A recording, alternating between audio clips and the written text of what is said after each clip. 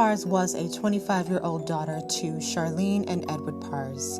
She was the oldest of 4 daughters in Freehold Township in New Jersey. Stephanie was raised in a very loving household, and she was very close to her family, especially her sisters, and loved spending time doing fun activities with her family. She was known as a very strong young woman that never held her tongue, but for the most part was known for being funny and loving.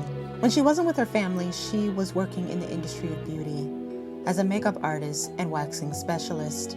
The night before Halloween 2019, Stephanie was out spending time with her family. When they arrived back home, Stephanie said goodnight and left to go back to her grandmother's house, where she was staying at the time. This would be the last time that her family would ever see her alive. Before leaving her parents, they requested for her to send a message to them when she arrived home just to make sure that she was okay. But they never received that text. The last thing anyone would see of her would be a Snapchat video of her driving home. The next day, Stephanie had a babysitting job, but she never showed up and didn't respond to any phone calls or texts. Stephanie's mother went over to the house where she was living, where she found Stephanie's car in the driveway. When entering the house, she found Stephanie's cell phone laying on the couch. When discovering this, she knew that something was terribly wrong. So she contacted the authorities, and the investigation began. A major investigation was launched, including several different agencies assisting.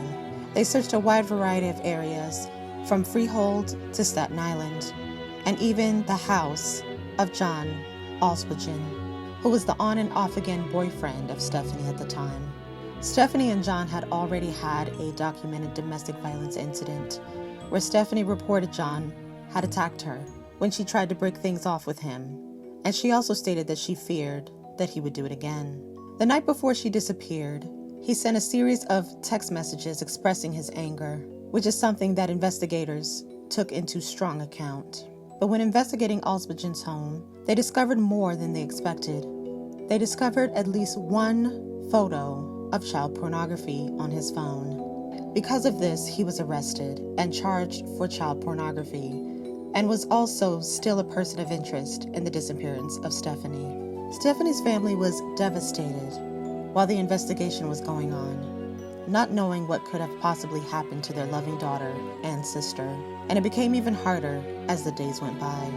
Little did they know that the case would take such a tragic turn. On November 22nd, the body of John was found in the home from committing suicide 3 days after he had been released from jail. While searching the scene, investigators found a note written by John to his parents on the back of a grocery store list. In the letter to his parents, he stated that there were things that they were going to find out about him in the news in the coming days, and the things that they found out would be true, and that he was partially responsible for the death of Stephanie. He also stated in the letter that taking his own life was the only option that he felt he had, being that he couldn't spend the rest of his life in prison. The investigators and John's parents did not share all the details to the public of the letter, but did confirm the Parze family's worst fears.